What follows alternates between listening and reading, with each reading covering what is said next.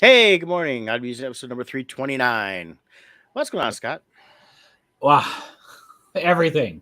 It's been insane. When I get to the ad read for Team Titans, we had a really great weekend, crazy busy and all good. But you know what earworm is, right? When you hear Yep. something, it's stuck in your head. Gotta get So them all the all time. morning in my head, I am singing, "Do you want to build a snowman?" Because I had my granddaughters over last night and they're now in a Frozen phase and they like singing along with her. So I kept hearing Let It Go and Want to Build a Snowman quite a bit last night. Well, you should change it to the one I created. It's the same tune, but it's I have to use the potty. I have to go real bad. Will you open this door before I explode? It'll be sad. There you go. Your daughter will love you teaching the girls that one. Yeah. So all morning, Elsa is singing in my head. Yeah. And I get them all the time. I get the weirdest earworms because I will dream and wake up with a song in my head from the dream.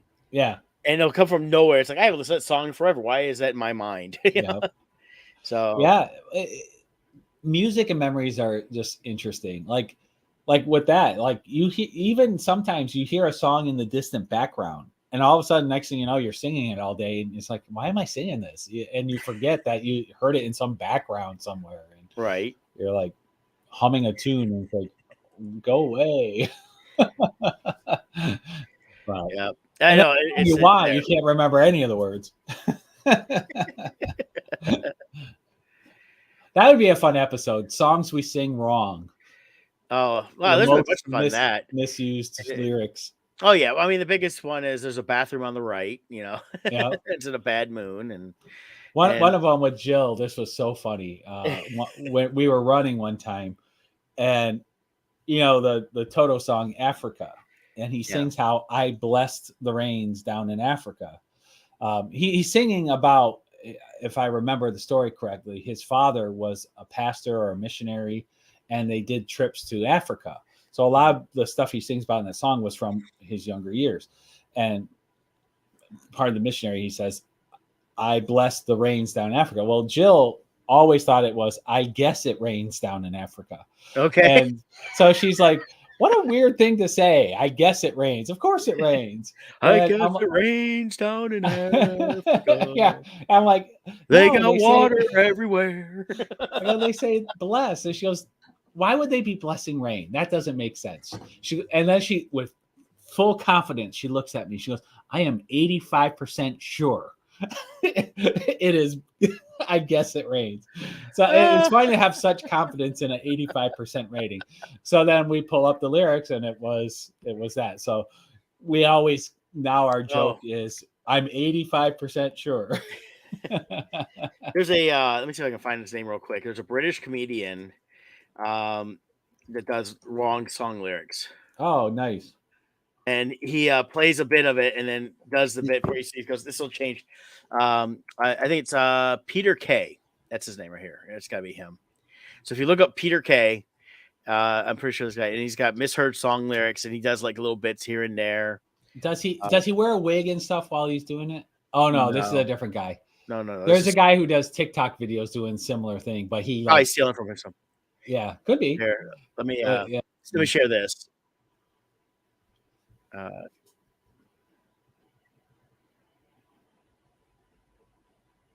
we go. Let start it over. You know that song "We Are Family"? For years I thought they were singing "Just Let Me Staple the Vicar." Right? Who's right and who's wrong here? Listen. All of the people around us, they say, can they be that close? Just let me staple the vicar. So look him up. He's good.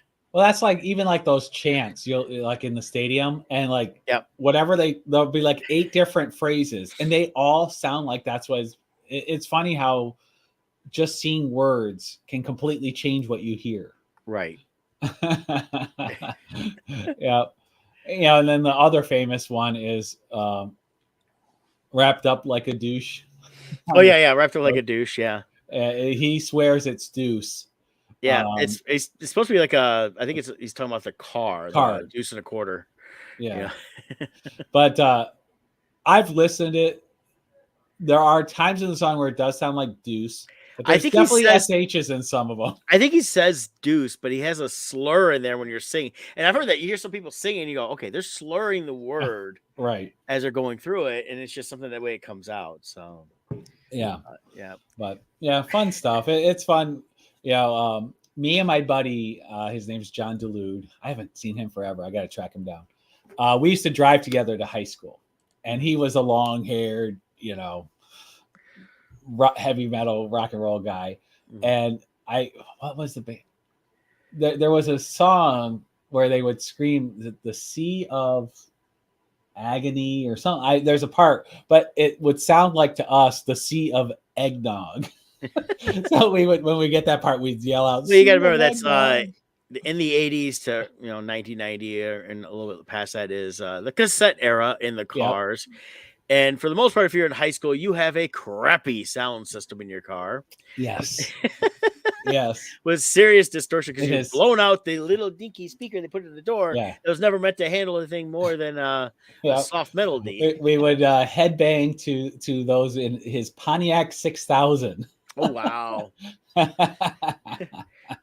It's like, it was a highway hill. They went,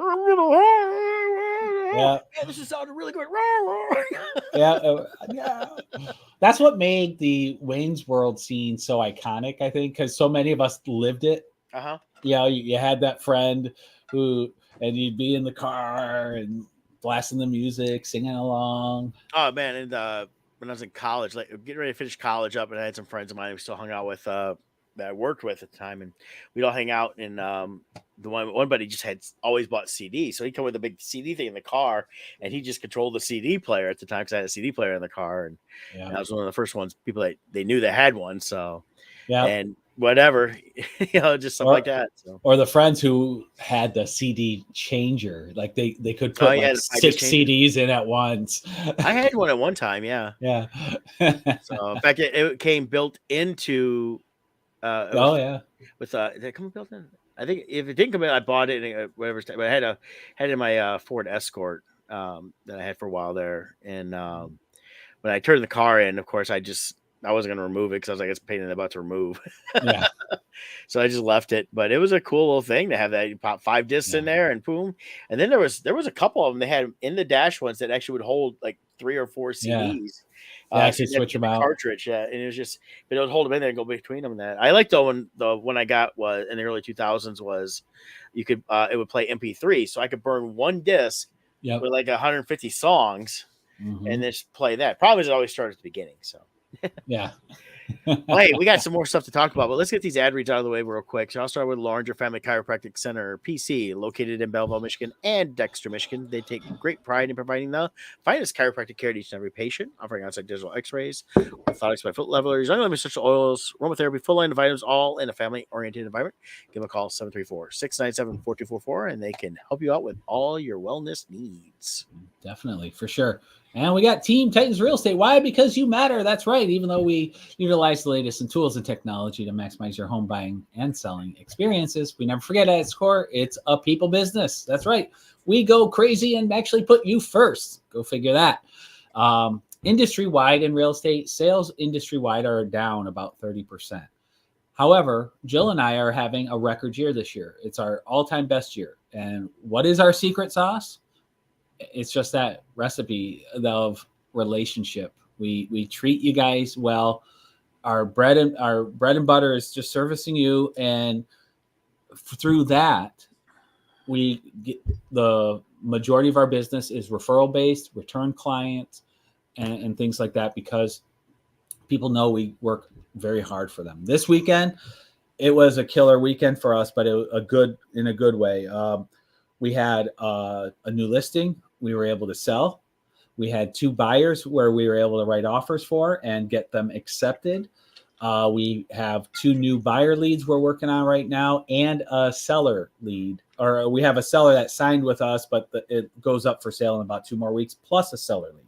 So it was nonstop from Thursday through like yesterday. We have not stopped working like 12, 13-hour days, just go. So we've been very busy. But Good. one of the things we really like about it is, like, I did a post about how busy we were. And one of my clients contacted us going, it felt like we were your only client all weekend. Like, because we really try to make you feel like everything's about you.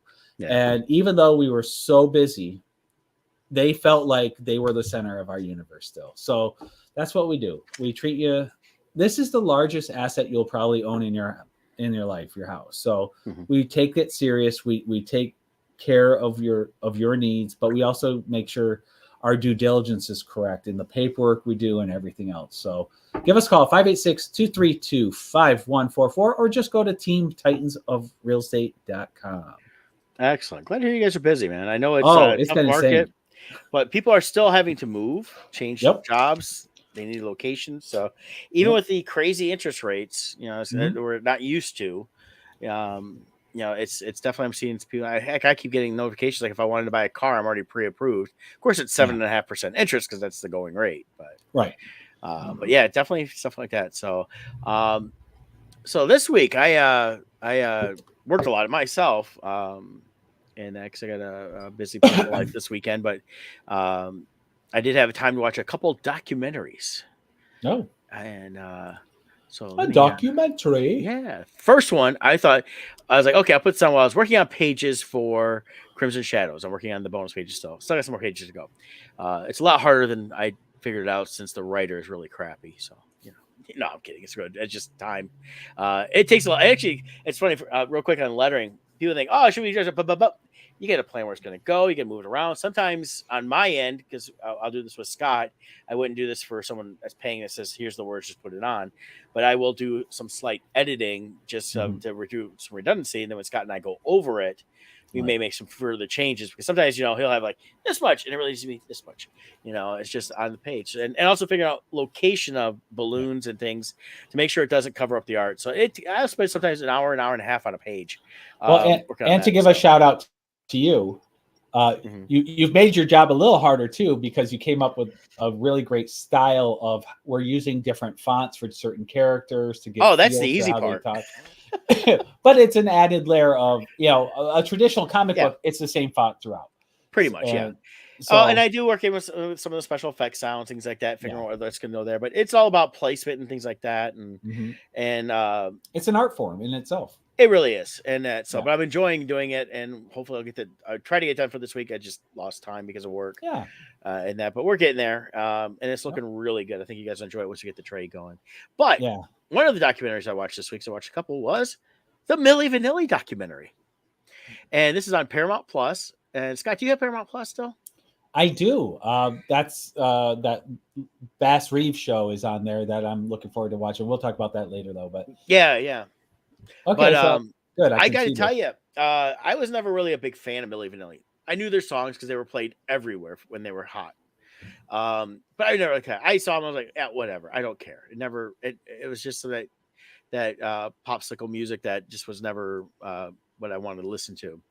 But I remember when it came out that they were lip syncing, and it wasn't really them, that was other people.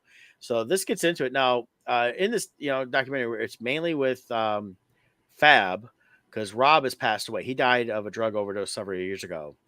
So there's only one of them left. Well, wasn't a lot of his issues because of their fall from grace? He turned to drugs, and he got caught up in the whole fame and wanting and the thing like that. And I mean, Rob was the one that when they won the Grammy, which really was the beginning of the downfall when you see it in the documentary. He was the one that's going around, when Paul McCartney wanted to congratulate them on winning Best New Artist, he dismissed them. He came out later on and said they were better than the Beatles and all this other stuff, and they weren't doing anything. Now they had, prior to this, they're becoming Milli Vanilli, they had kind of recorded some music and been in a band.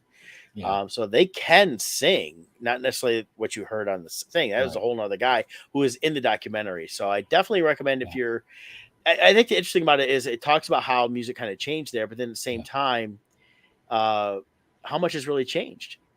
I mean, anybody gets caught lip syncing, they always say they're Milli Vanilling it. even if it's their singing originally. Yeah.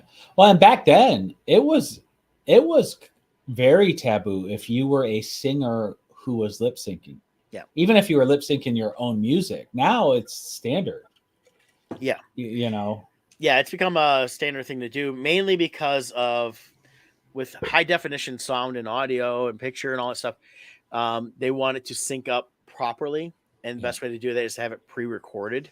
Well, I think part of it too is the perception of music. Yes. Think of it like wrestling versus a true, like professional wrestling versus a true fight, a professional fight. One, you're going to see the skills. The other, you're going for entertainment. I think music is now viewed as entertainment instead of as a skill. Right. Well, I mean, they've been for long. Like you see this, the guy that produced Milli Vanilli had been producing other bands. He produced a band. I'm blanking on it now from the 70s. They were basically a disco band. I recognize one of the songs. And then it comes out that that band itself, the lead singer guy wasn't even singing. Even back in the 70s? Yeah. So this guy knew what he was doing. He was doing what a lot of different ones have done with actually people that could sing and couldn't sing is he crafted. I mean, look at groups that were formed and put together. You've got the New Kids on the Block. The producer of them went and found specific kids put together. I mean, Donnie Wahlberg's in it. They bring his brother in to be part of the band. Nope, he won't fit. A couple years later, he goes on and does Marky Mark and the Funky Bunch. Yeah. Now, I say New Kids on the Block can't sing. Not saying Spice Girls can't sing, but all these groups were taken. Producers went and formed these groups and created them. They were a commercial product. Correct. From the beginning. They came to them and said, "Can you sing? And if I want that can sing, here's your songs and do these songs." And basically they had no real control or ownership over that. So it was something that, even though now a lot of them have made a lot of money, for the most part, when they initially came in, they weren't making any money. They were paid an X amount, flat rate basically to be the center of attention.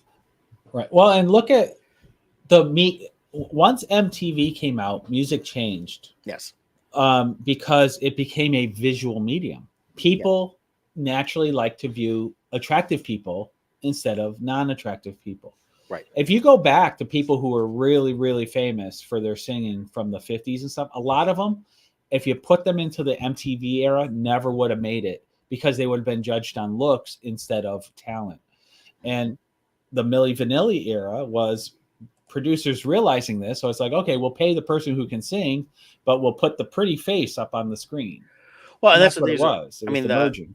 When they talk about, when Fab's talking about when him and Rob met, when they were younger in Germany, Fab's from France. He'd gone to Germany, and Rob was a break dancer. So they're both dancers and trying to get stuff in there in the early mid 80s. And they were on like a Top of the Pops type show in Germany as background dancers for other singers. They did a bunch of other stuff. So they had been modeling and things like this. They were getting kind of known a little bit, but not who they were, but what they were. But, definitely the whole thing with the, Milli Vanilli is that they went to them and they pulled them in and said, hey, you guys can be this. And what it was is you had two good looking guys that were fit. And then what really changed was the hair. They talk about how they looked beforehand, and then they came up with the style, and they realized, well, what makes it a pop star? Because they were trying to be musicians themselves before they got picked for this Milli Vanilli. They tried to have a band, and they came up with the whole hair themselves, so doing the dreads and everything else. And nobody was doing it at that time, right? That look outside of like a Bob Marley, but in pop or anything else, it was nothing like that. So I mean, it really was. Even themselves needed to create the image that people wanted to see. And that's what I think it was. Most people I knew like Milli Vanilli were girls that thought they were hot. Yeah, they liked the look and this, all that stuff. But the unfortunate part, part of it, like you said, they kind of brought it on themselves in that they got so cocky. Yep. And they weren't actually doing it.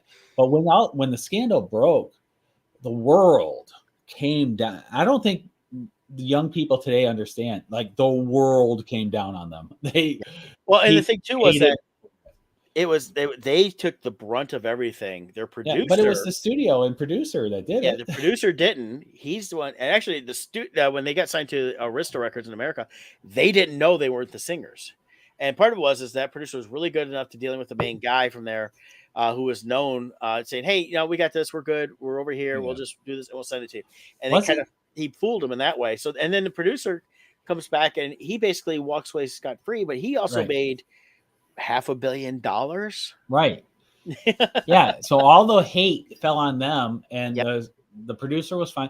Wasn't the singer actually like working in a gas station or something? They didn't talk about. No, he was an actual professional singer. He was actually like a studio musician, singer, and stuff like that. He Right, was but I around. thought he had a regular job also. He or didn't say something. he did when he was doing this. No, Oh, okay. he had actually done other stuff for that guy too, and had other things going on. Okay. And then he was the one that kind of started helping to out them, saying, "Hey, I'm the real singer.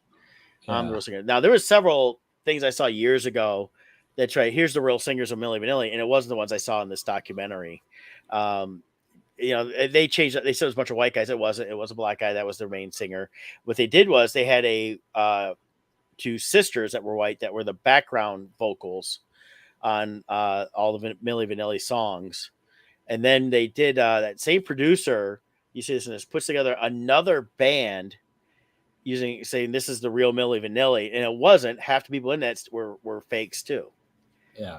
And they put out an album which did nothing, of course. Well, Milli Vanilli themselves, didn't they put out an album shortly after of them really singing, and it bombed?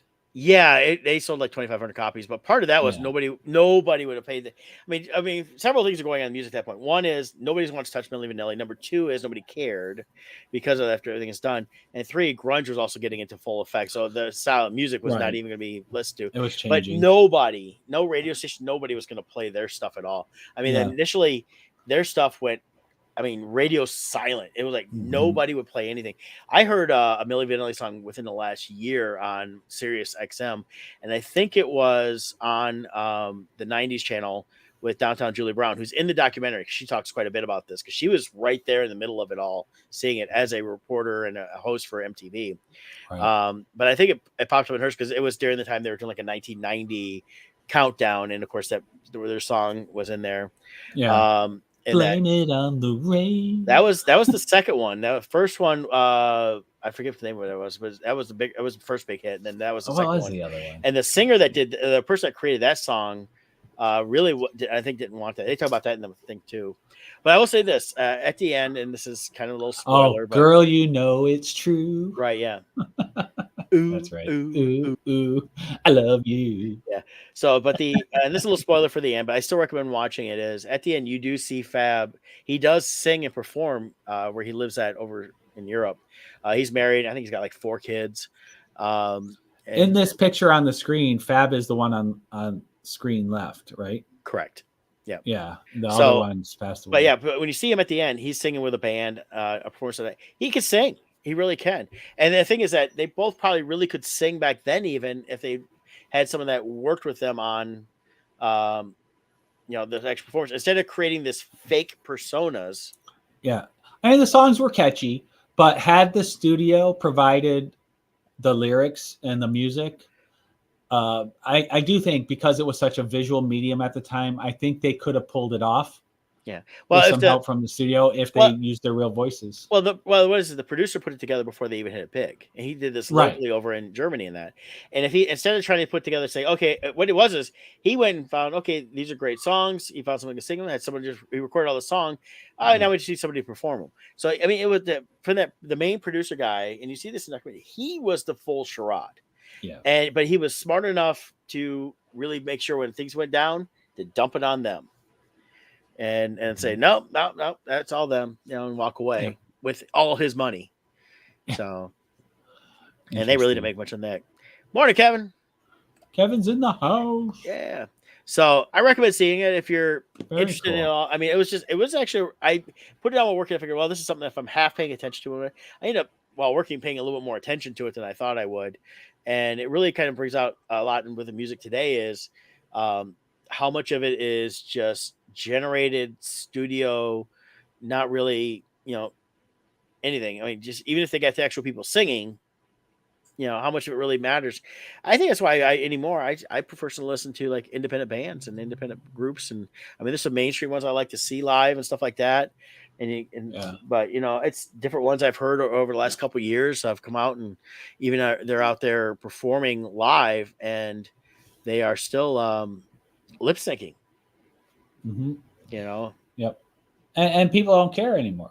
They're fine with it. But like, I think we're our generation, we grew up appreciating the skill.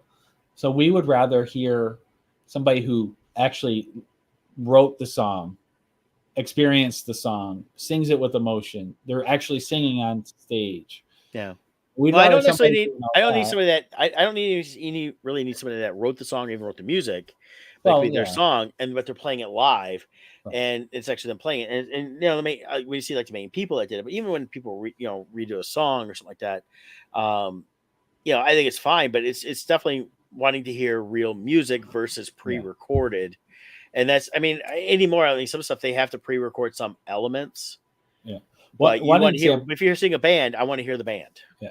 But one example too of the taboo of lip syncing is with Queen in Bohemian Rhapsody, the operatic part in the middle. There's no way to really perform that live the way they put it together. Yeah. And so they talked about how are we going to do this in concert? So in concert, what they would do is when it got to that part, they would actually step off stage while that part played, and then they'd step back on stage and go live again because they did not want people to ever think they were lip syncing. Yeah. So they would actually leave the stage for the Mamma Mia part. Well, and the thing was they were upfront about it too. There's a difference between upfront besides saying no. Like, I've heard some people say they saw Alanis Morissette and her big tour she did this last year or so. And I seen different posts from different places around the country saying she was lip syncing. She was off a couple of times because and people like I was right there and she wasn't singing, and so I don't know how true that was, but it's it can be kind of grueling, things like that. But I mean, you could tell certain bands are. It's like anytime I see a video of Guns N' Roses, you can tell it's Axl singing because he doesn't sound anything like he used to sound like. It's him. Same with Motley Crue. Yeah. Vince doesn't do the words right anymore. No. I heard that Motley Crue's looking to replace him. I think they're looking at like cover bands. I thought I heard to find a singer that sounds like him. So because he's so bad live now. Well, all them drugs and everything else have ruined his voice. But I think they got a bigger problem. They got Mick Mars is suing them because they cut him out of the band, which is wrong. Right? Wasn't he the founding member? He was brought in. That's right. He was brought in. Yeah, if you watch he was the old man. Yeah, you watch their movie The Dirt, and it's in that he was brought in, but he was a part of the band from the inception of creating these songs and everything else. And he's the one that created the guitar sounds that you got because they couldn't find anybody. He comes in and who's this old guy? And he wasn't even that old. He was like 30, but he was the old guy to them. But stuff like that. He's got a new album coming out too. So yeah, talking about like how old he was at 30. Yeah. The other day, Eminem song was on, and there's a part in it where he's dissing Moby, and he's like, "You're 34 years old. You're too old." Yeah, he's like, he's ripping on him for being an old man at 34, and now Eminem just turned 51. But in the song, he's like, "You're too old. Get out of here." Well, that's what it is. Is it goes back to the hippies and that anybody over 30 can't be trusted till they all hit 30. Right. And then it's no one under 30 can be trusted. No, nobody under 30 knows what they're talking about because they're all just young and stupid. Right. Real quick before we change topics, since we're on the Paramount Plus, I just want to give a shout out to that Lawman Bass Reeves series. Yes, it looks cool to me, and they have some great talent in it. So I just wanted to make people aware of it. Well, it's Dennis Quaid, isn't it? Dennis Quaid. You got Kiefer Sutherland, not Kiefer. I mean Donald Sutherland. Kiefer's looking old. Yeah, Donald Sutherland, which. Honestly, I was surprised because I thought he passed already. No, he's popping up in a ton of stuff still. Yeah, but it looks really good to me. If I refresh, I think it'll give you some screens here. No, this was like an animated screen a moment ago. There we go. Okay. So it kind of like plays some little clips in the background. But Bass Reeves, some believe was a basis for the Lone Ranger series of stories. There are some of his real life historical accounts that do match some of the stories, but as Brett and I were talking off screen, they pulled stories from many different areas of the West to create the Lone Ranger, but there are accounts that match very closely from Bass Reeves, so he's kind of grown in stature as people have learned more about him, and so I think this will be a I definitely love the people who are in this, and I think the trailer looks really good. Yeah, it comes out. They're doing an episode every Sunday. So that's I think cool. up to episode 3 now. I think. Oh, I'll have to check that out. So, well, I mean, 2 episodes are out. Here's the thing with the Lone Ranger. It literally has several hundred episodes between the radio drama, the TV shows, things like that. And just like anything, they're going to pull from different things. They pulled from real, Texas Rangers around that time and stuff like that to create this whole thing around it. Yeah. But it's just like everything. I was telling Scott before we got on, almost everything we know about the Old West in terms of the heroes, the legends, stuff like that, came from the pulp novels that they were writing during the time. They were little dime store novels. And it's like these guys that writers would come from the East and go find like a Wyatt Earp or somebody like that, talking about stuff, and then they write these fictional stories based on them. So while they would take some actual real events, they would make it such. I mean, even though OK Corral lasted 30 seconds, but they'll do a 2-hour movie just on that one little shootout because they have so much other stuff that come around there. And it's like even most modern Wyatt Earp stuff was the was the Wyatt Earp movie with Kevin Costner, and then you had Tombstone. Which of the two, Tombstone is my favorite, but the Wyatt Earp movie was trying to be more realistic, be more to the actual stories. See, for me, I like the Wyatt Earp one better, but most people do like the. I like the Tombstone better, but I don't discount the other one. But I like Tombstone because it was more the legend, and as I mentioned to Scott, it goes right back to The Man Who Shot Liberty Valance. Watch that movie, and at the end, the older newspaper guy grabs the younger guy's notes and tears it up, and they're like, "What are you doing?" He goes, "Well, when you know the truth, because they got told the truth of what really happened, you print the legend." And that's what they did back then, was more legend printing than actual fact printing. So not that it's changed today, but one of the key features of the real Bass Reeves that does match the Lone Rangers is he did have an Indian, like in Lone Ranger had Tonto. Yeah. He rode around with a Native American. He was a real life deputy U.S. Marshal, and his name was actually Grant Johnson, but he was a Native American who was his sidekick, if you want to call it, who traveled everywhere with him. So there is a real life Tonto, so to speak, with Bass Reeves. So that's also another part where they kind of take the historical side and say, well, that matches with Lone Rangers, which, I don't know how many people were riding around with their own Tonto. So, well, I mean, it's like you said, there was a lot of Native Americans and Indians that worked in different capacity with the government, and a lot of it don't get any acknowledgement. But of course, when you're dealing with a fictional story like Lone Ranger, he was the last of his Ranger group, and that's a Texas thing. I mean, the U.S. Marshal is completely different. So when I've seen different things on how they actually came together. I mean, I remember the TV show, watching it growing up on reruns on the weekends. But the movies have done it a little bit different how they came together. But most of the time you see that he was actually a full partner with the Lone Ranger, but he was his way of getting into certain areas because you could have an Indian with you that could actually help you talk to other Indians that could help get information. So, So if it's something that interests you, it's on Paramount Plus. Yeah, I'm gonna check that out because I saw the trailer for it. I didn't realize it started already. So I might other shows ending these next couple weeks. I definitely will have something new to watch. So a part of me is like, do I start watching it now or do I just wait till it's all out and then binge it? Yeah, I mean, I'm not sure if I'll jump right into it. I'm worried I'm going to forget about it if I do it per week. Because even the Santa Claus new season came out, didn't it? It starts in the next week, I think. Yeah, so we got that, and not Gen V. I mean, Invincible. Invincible came out. Yep, I haven't watched any of that yet. So. I know, it's just I'm having so much trouble fitting all these things in. Today is the first two episodes, I should say, for the Santa Claus series. Okay, so that's so I'll definitely check that out. It's. I mean, this week Loki's done. This week, I believe Gen V is done. Gen V, they had their finale. We could talk. Did you watch it? I did, and I'm right now blanking on it right now. So want to get into that real quick? We can talk about that real quick. Yeah. Okay, here, let me throw it up on the screen here. We have Gen V. So Gen V was that's right. A cool ending. They had an interesting cameo for the final scene. Homelander shows up. I found it interesting. It's just, it goes back to, we talk about it all the time, the importance of character building.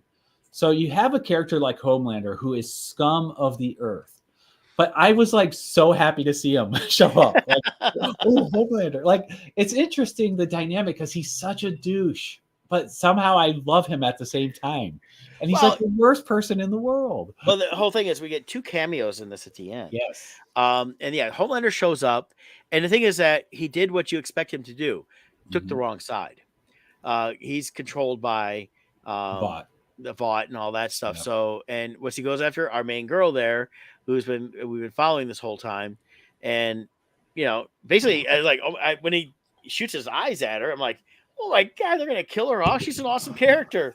Well, they didn't, but they're all kind of locked up now. But she took the hit, so she's So the question she's even is more powerful than even we let her. We always see her like controlling blood and like that, and now she didn't see her controlling people's blood internally.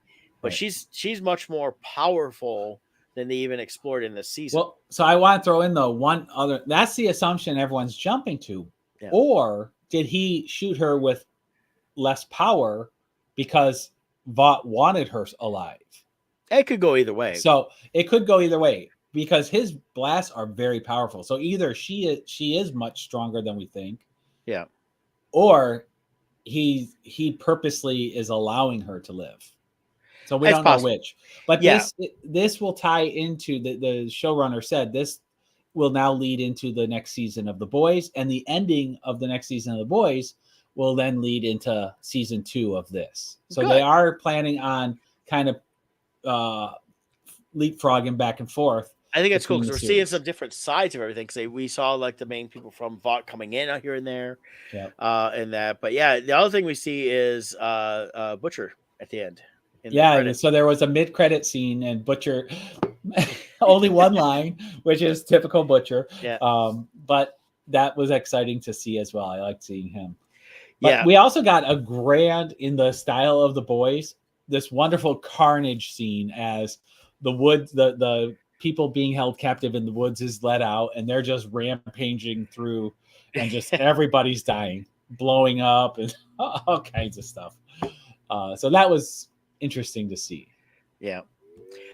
But yes, I think it's I think it's just one of the best series between this and The Boys that have been out for a while when it comes to superheroes, because they've really been building a lot with it. And everything we saw with Gen V it's not just like a spin-off. It's been dealt with as a part of the lore of The Boys. So it's all tied in, and they tied it perfectly together at the end, knowing that we know we're getting a second season, but without making a hard end or a weak ending. We got a nice, hard, good ending with a good, solid cliffhanger you want. So now we can see what happens next. When they're waking up in a room with no doors, no idea where they're at. Haunted mansion. Like so this room has no doors and no windows. Then we also have so this is also where I think The Boys is the most realistic superhero thing of all time. Is you see the manipulation with the media, where now the bad guys are being hailed as the new heroes of Godalkin, and the people who are actually trying to save everyone are the ones that are being vilified through the media. The other thing is Kate, the psychic person or whatever you call her, telepath, her arm is blown off. So I'm guessing we're going to have a really cool bionic arm being given to her by Vought. So I suspect something there is going to happen. But yeah, it was a fun season. I enjoyed the ride, and looking forward to see where it goes. Yeah, so in that I did see here, I was looking at The Boys season 4. Eric Kripke, the showrunner, has said that the season 4 won't be the last for the series. So they definitely have some plan past that, and that's like you said, they're going to be doing Gen V afterwards. So there's a lot more set up for this. So we're going to have a few years of this, which should be pretty good because there's a lot they can still deal with, but they're also going way off script from the comics as well, which is great. Yeah, Homelander is just such an interesting character. The dynamic somehow I just love how somehow they write a character that's so lovable yet so hated at the same time. Like you hate him, but you love him. Also, they going back a couple episodes ago, we had Soldier Boy show up. Yeah, now he was though in the girl's mind. Right, he was a memory or a fantasy. The shrinking girl. Yeah, but he still talked exactly the same as how Soldier Boy talks. So it was kind of funny because he basically takes credit for teaching her certain Yeah. things. Yeah. So, but yeah, I definitely check it out if you're into that stuff. And keep in mind, it is a hard R for watching. It's not safe for work. Your kids, watching this thing shouldn't be watching it. I can't recall though. Last season of Boys, did Soldier Boy get killed or? Yeah, I thought he did. I thought he did, but I'm trying to remember because he does such a good job as Soldier Boy. I hope he's not dead because I would like that was really cool seeing because he can really stand up to Homelander. So like that was a really cool fight to see between those two. Yeah, and stuff. So okay, Soldier so here we Boy, go. He is dead. Yeah, he was. Remember, he Okay. was turned into a pile of ash. Okay. But the one we saw was again just in the mind, so it's not real. So right. Kevin says he got frozen again. Oh, that's right. Yeah, he did cryogenic slumber. Okay. Basically, he can be revised. So Okay. I think I have a feeling we won't really see him this next season, but I can see them bringing him back for like a season after that. Yeah. He'd be a good I enjoy return Soldier Boy character. Yeah. Yeah. So or maybe they'll hold him over for season 2 of Gen V. That could be well, too. and that could be Since yeah, Kate too. likes him so much. Yeah, that's just the thing. Is it was funny. So we've got the finale for Loki coming up. You have something on the screen there in the I was gonna bring it up here in just a second. Okay. So, but yeah, so we got the Loki coming. So we'll talk about that more next week when it's all finished. I do want to talk a little Marvels too before we get off the air. Yeah, but another documentary I watched this week, another really good one while working. The Sly Stallone one, about an hour and a half long. This was really good because it gave a true insight into him because it's him doing the documentary. He's talking through the whole thing, and you can tell he crafted this around him moving because he's moving out of his house where he's had. He didn't show where he's moving to exactly. I think he's moving east somewhere, and it talked a little bit about. You get into a little bit about his son. But it all starts with, how he got into acting, growing up with his dad, how abusive his dad was, and things like that, and how some of that played into his writing and crafting different characters within that, and then how some of him healing came out in that writing with the stuff he did. And really, I mean, people forget that Stallone is actually a very talented writer. Yeah. And not even though he sounds like he could be stupid because of slur and stuff like that, they talk about that came from birth. He's actually a very brilliant guy. Didn't he have I thought he had a stroke at one time too. No, I've never heard of that. But his all slur and everything else, a lot of it comes from over here. For when he was born, it was like an undeveloped area that just never properly developed. So that also gives him the lazy eyes. But I mean, for 77 years old, the man's in way better shape than he was even 20 years ago. But I definitely recommend this one. If you're a fan of Stallone's movies, definitely watch this. You get Schwarzenegger chimes in. He talks about stuff. Schwarzenegger chimed in with the whole bit of, basically tricking him to stop or my mom will shoot. So, but he also gives credit to Sly. Sly helped create the action hero we know in the 80s. And he goes, Sly would set a record. And then afterwards, my movie would match that record. I was always one step behind him with all the movies they did. And they were in a way competing especially through the 80s. So I recommend it. I was great. I really enjoyed this. I talked about, which is some of the stuff I knew from when he wanted to create Rocky and getting into, they didn't want him, even though he was the writer, they're going to pay him a flat fee. And he fought back and was able to get funding to create the movie as an independent movie and stuff like that. And it's him telling these stories. So I definitely recommend this one too. So here's where, after filming with Dolph Lundgren in Rocky 4, yes, Stallone was in the ICU for 9 days. A lot of people thought it was because of stroke. It wasn't from a stroke. No.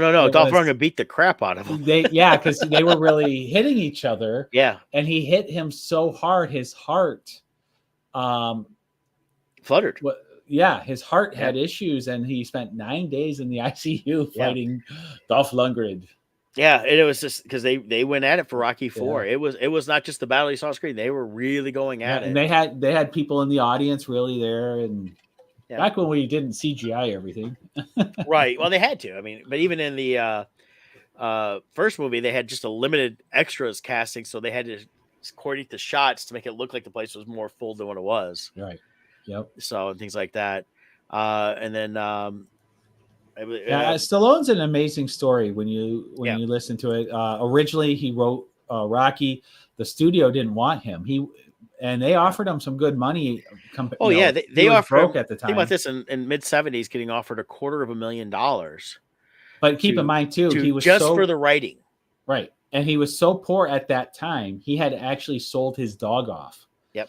And he turned that down because he had so much faith in what he was doing. He wanted to star in it, and he turned down $250,000. Yeah, he talks about this through the whole thing. So, and what I like about he talks about what he was doing at that time, where he was at. He was doing other things and ends up getting like the Lords of Flatbush. That's how he met Henry Winkler.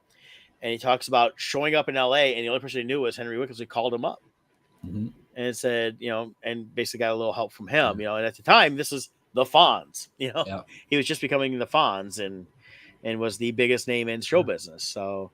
And he never forgot that. Yep. So, but some of these guys back then were just great to help each other out. I mean, it wasn't ever. I hear too much nowadays. Like nobody wants to talk to nobody. They don't want to help nobody. But you get some of the ones that I think are still some of the biggest stars in the world that gave a leg up to somebody, helped someone here and there. I saw a cool one on online the other day. It was Pat Morita, and a lot of people forget that Pat Morita was a funny comedian and had been on the comedian circus for years and that. But he was getting ready to buy his first house, and he was $3,500 short. So he goes to Red Fox, and I can't do a good Red Fox, but he does Red Fox, sounds just like him. And Red Fox wrote him a check for $3,500, and he goes, "I don't want to hear nothing about IOUs, you owe me, or nothing like this." He goes, "Someday you just pay it forward." Yep. And that's the kind of people that used to be around in celebrities, and you see some of it still to this day, but not as much. I had a talk one time with Michael Rosenbaum, who played Lex Luthor in Smallville. Oh, great guy. Yeah. Oh, he's awesome. But here's what's cool. I've heard him tell this story since, but it was the first time I heard it. He stopped by my table. He saw somebody holding my Star Wars art. So he came to my table. He bought one of everything, of every piece of my Star Wars art. And he started nerding out with me about Star Wars.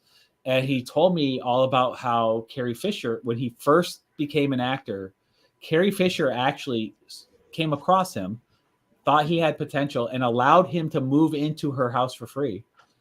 Yeah. So he lived there, and he was telling me about these crazy parties that they were always having and stuff. But he told me about Carrie Fisher and all this stuff. And it was just, and you talk about paying it forward. So Carrie Fisher saw something in him and decided, I'm going to help this kid, and gave him a place to stay, because living in LA is very expensive, know?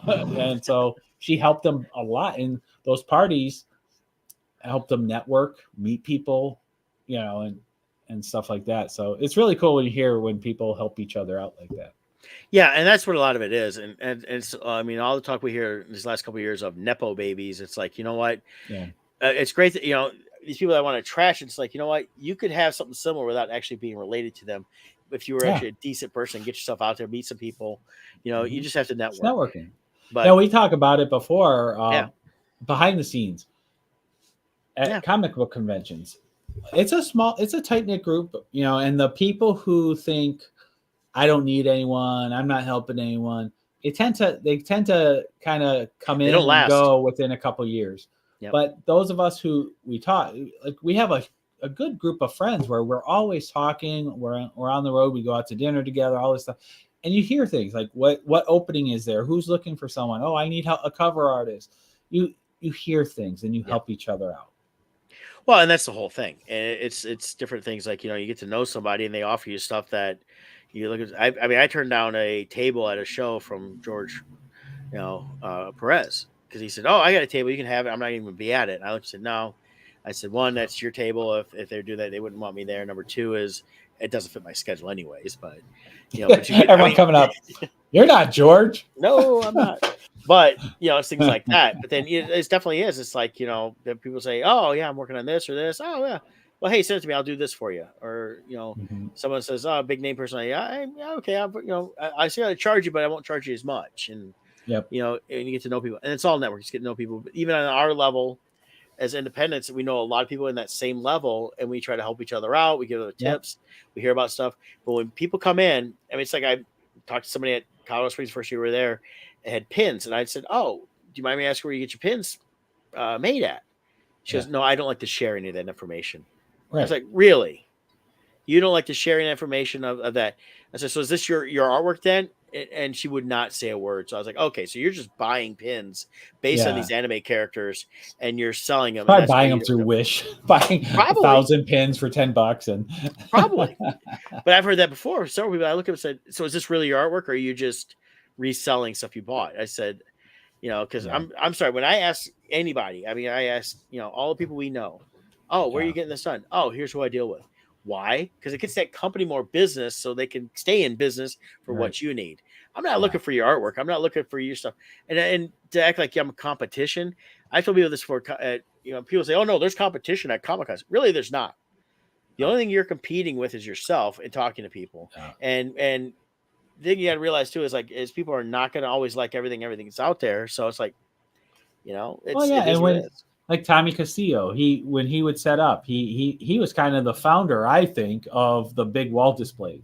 Yep. But and it's like, oh, well, how are you doing that? And then Terry started doing it, and then Terry would say, well, I found this equipment from this site, and we would all help each other so we could all have quality displays and do a good job, and you know, that's what it's about. If you Yeah. get all there's plenty of business at a Comic-Con for each of us.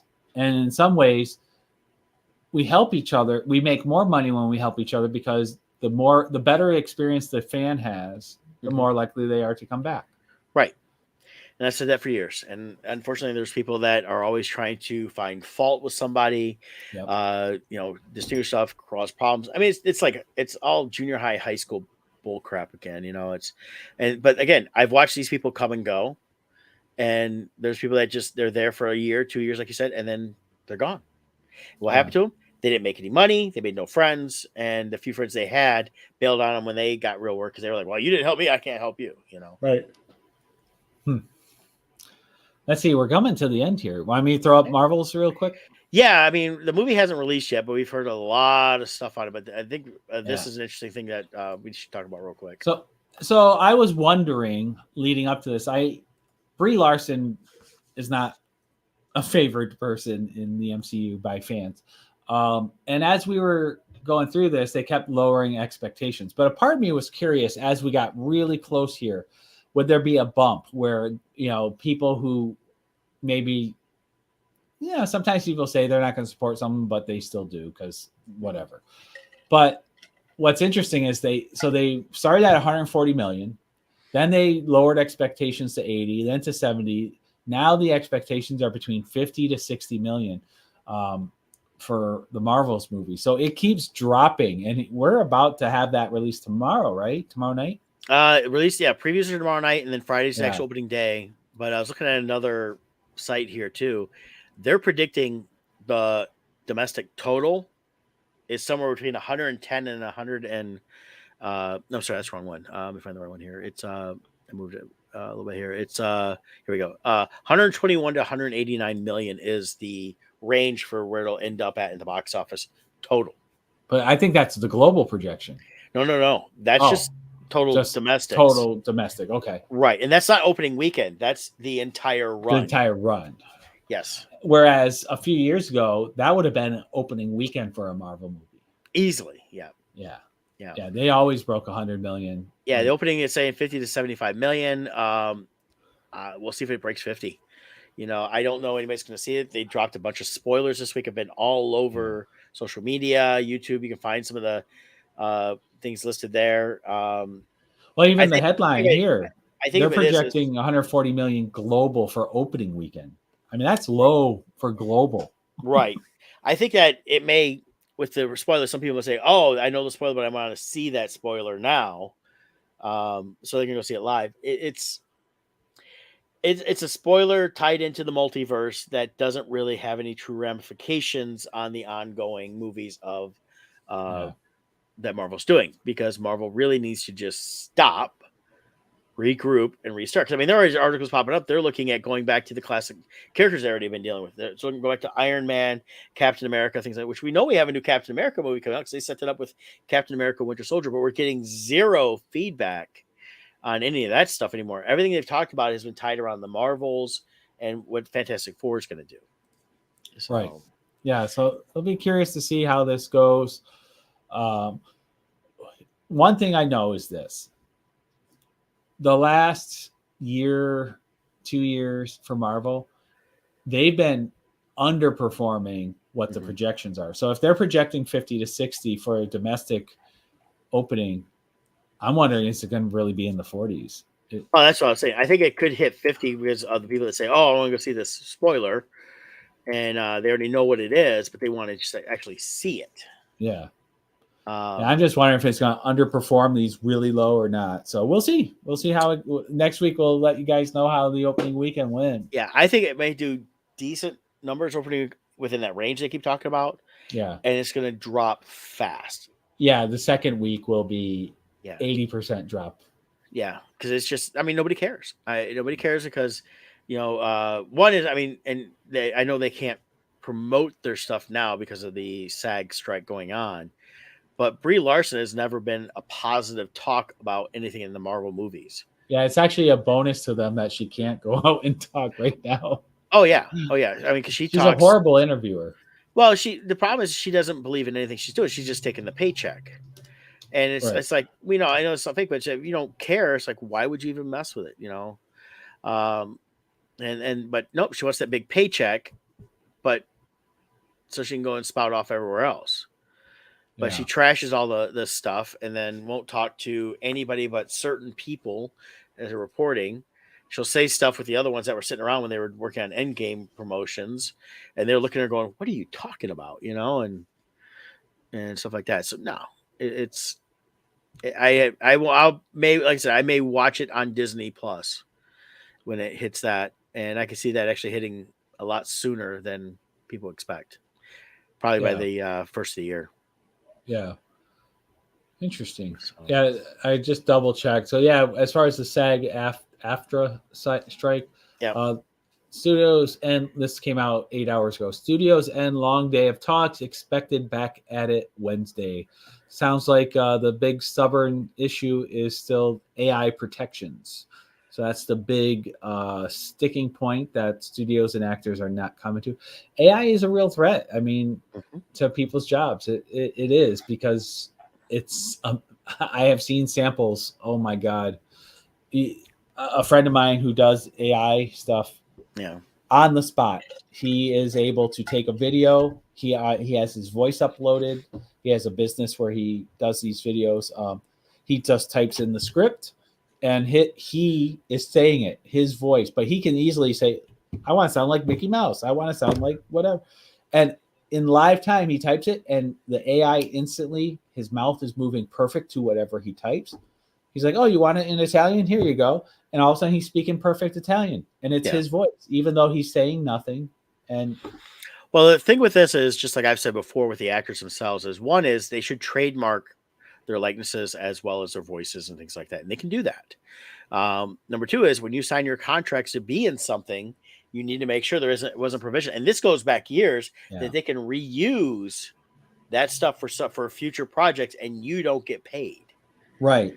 Well, I think that might be some of the sticking point too, is they're trying to renegotiate existing contracts because those things didn't exist. So the existing contracts don't protect them from these things. Right. And I agree with that, whether it should be protected, where say, okay, if it wasn't in the contract, they could use it with this technology, then they have to renegotiate that with that person.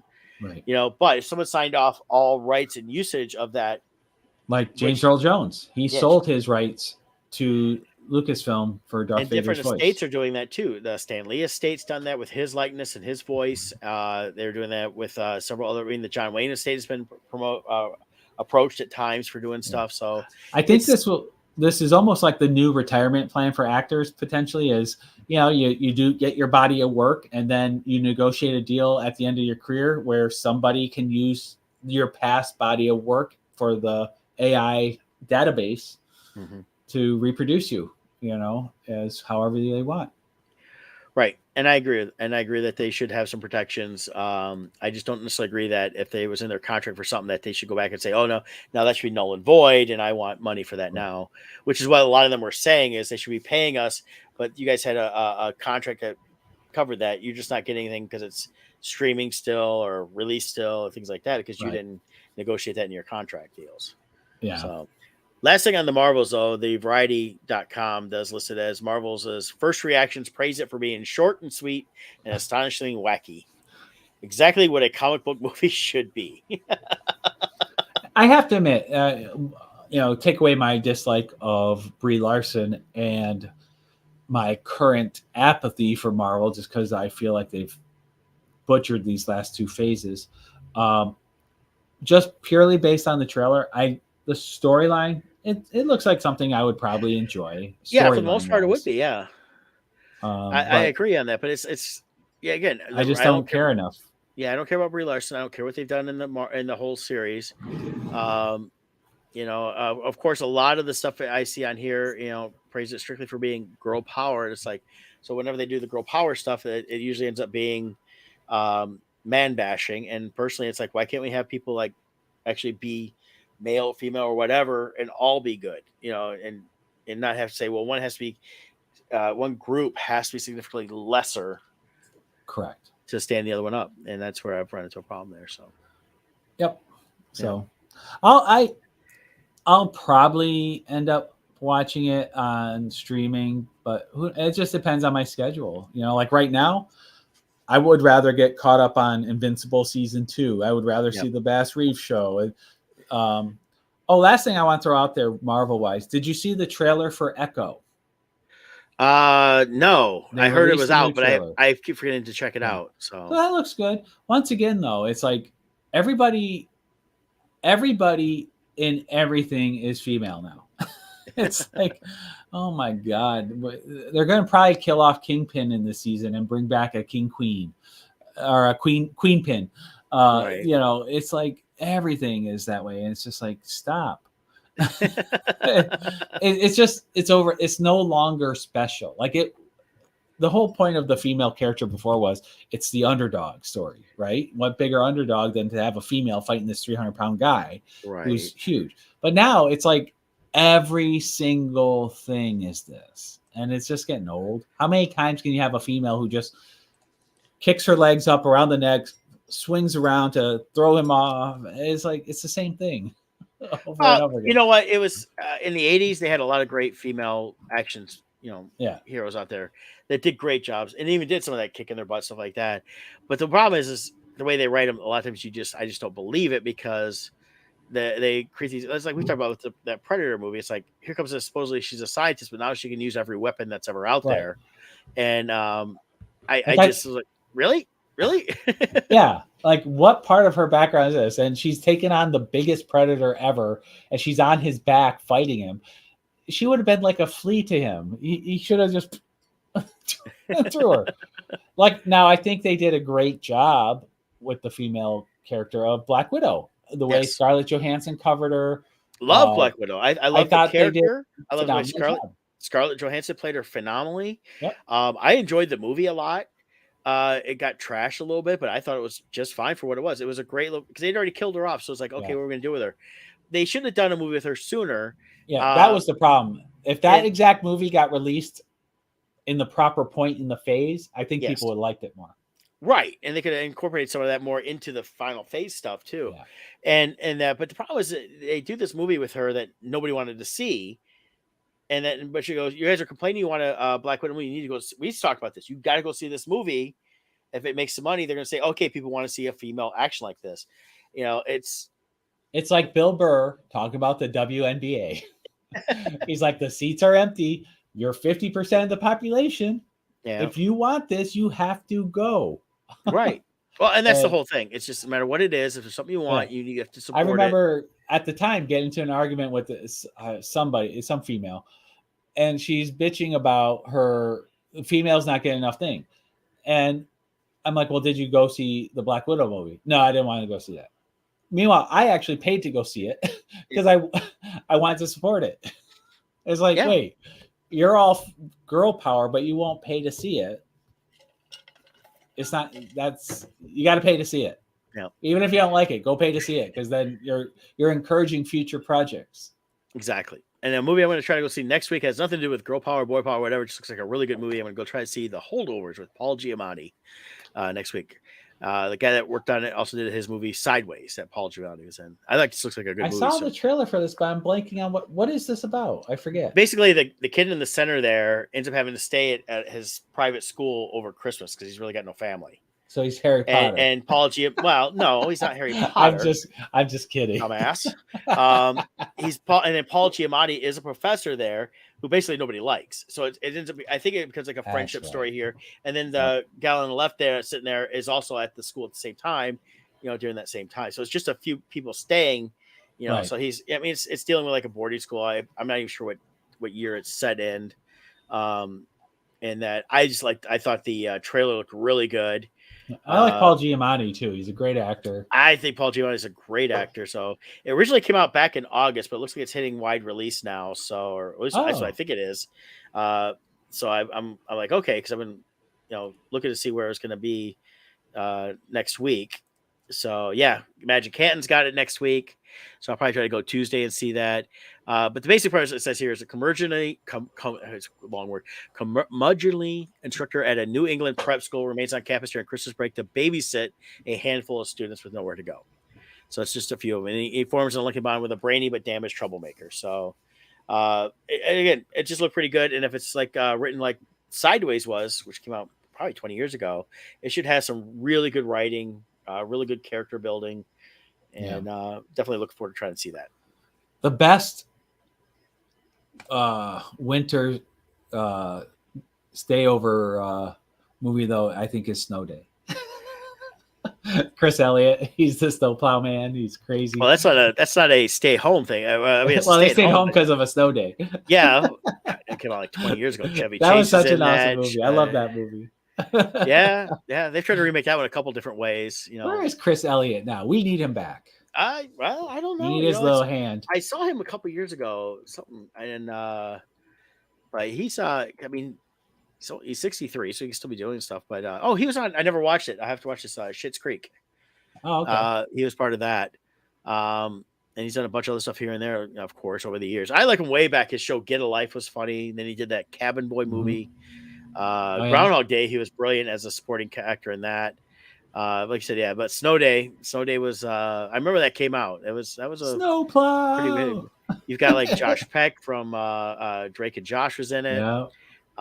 Gene Smart was in it. So Chris Elliott, Chevy Chase. So I had a really good cast in that for almost a throwaway movie, but that's probably one of those. Oh, Nickelodeon did it too. So it's probably one of those movies where people were in it because they had to fulfill a contract or a favor. Well, yeah, and I don't think it was ever meant to be something big, but I think it kind of became a cult favorite, like home video. Yeah. Yeah. So but cool. It's just a fun one. That and maybe that could be a topic in the next week or two too.